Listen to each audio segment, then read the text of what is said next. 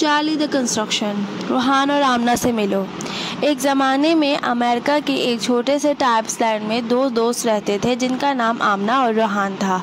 रूहान एक मुतजस्सिस और बहादुर छोटा लड़का था, जबकि आमना एक अक्लमंद और तख्लीकी नौजवान लड़की थी। हर दिन नई चीज़ों की खोज में रहते थे और हर चीज़ सीखने में गुजारते थे।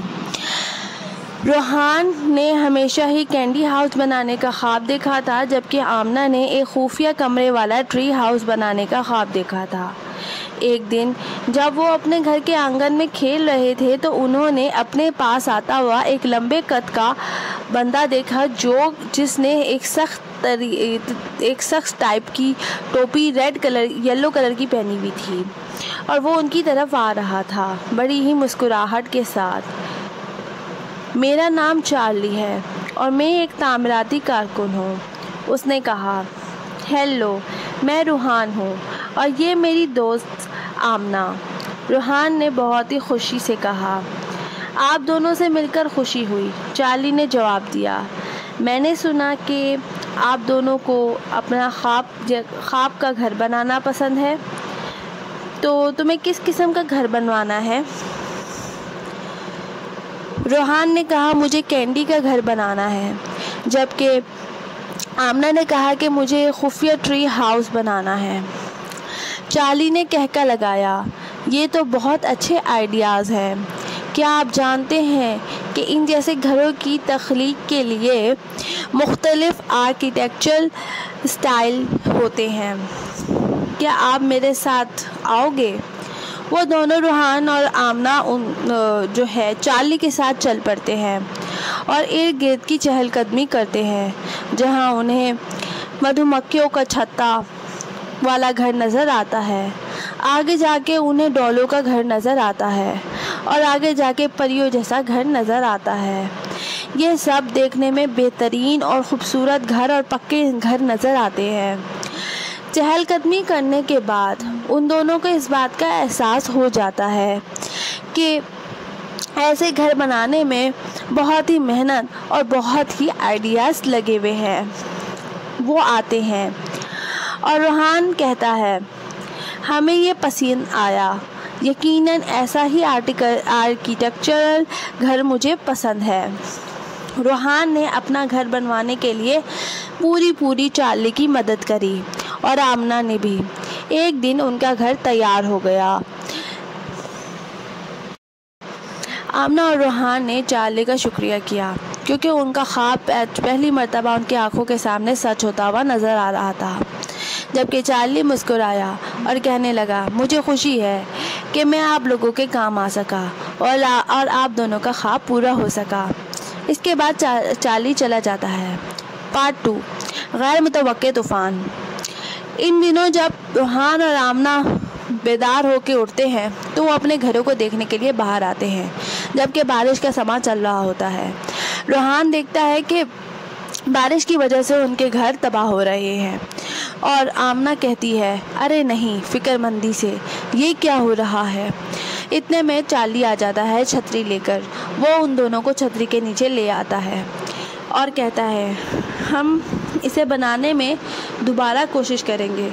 रूहान कहता है, ऊपर का होठ उसका ऊपर, नीचे का होठ नीचे रह जाता है। कहता है, मेरा घर उजड़ गया क्योंकि उसका कैंडी हाउस बहुत ही बुरी तरीके से बिगड़ रहा होता है और बारिश रुकने का नाम नहीं ले रही होती है। रूहान को चार्ली एहसास दिलाता है कि कुछ नहीं होता, हम दोबारा कोशिश करेंगे, क्योंकि उसको इस बच्चे के दिल के टूटने का बहुत गम होता है। वो दोबारा उन दोनों की मदद करता है, लेकिन इस मर्तबा हालात संगीन होते हैं। बारिश रुक नहीं रही होती और वो दोनों, चार्ली, रूहान और आमना, मिलकर काम कर रहे होते हैं। इतने में रूहान के अंगूठे पर कील चुभ जाता है और वो बहुत ज़ोर से नीचे गिरता है, जिससे उसके घुटने पे भी बहुत बुरी चोट लग जाती है। चार्ली जो भी काम कर रहा होता है वो छोड़कर उस बच्चे के पास आता है। कहता है, अरे नहीं, तुम रुको, मैं तुम्हारी मदद करता हूँ, और बड़ी परेशानी से फर्स्ट एड बॉक्स निकाल कर उसकी चोट पे मरहम लगा देता है। जबकि आमना ये सब देखकर बहुत परेशान होती है। इतने में बारिश और तूफान बढ़ जाता है, तो वो अपना सामान इकट्ठा करते हुए घर के अंदर चले जाते हैं। रोहान का घर बिल्कुल पानी में लुत्पलुत हो जाता है, क्योंकि वो कैंडी का घर होता है, जबकि आमना का घर बच जाता है। अब इसमें रोहान क्या कर सकता है, इसलिए रोहान रोने पर आ जाता है। चार्ली उसकी हिम्मत बढ़ाता है, कहता है कुछ नहीं हुआ, हम दोबारा ये घर बना सकते हैं। इसलिए वो मेहनत करते हैं, दोबारा आर्किटेक्चर का डिज़ाइन बनाते हैं, दोबारा उन सामान को लेकर आते हैं, उन्हें सुखाते हैं और दोबारा कैंडी के लिए सामान बनाकर रखते हैं और इस तरीके से उसका घर दोबारा से तैयार हो जाता है। इस मर्तबा रोहान का घर पहले से ज़्यादा शानदार और बेहतरीन होता है।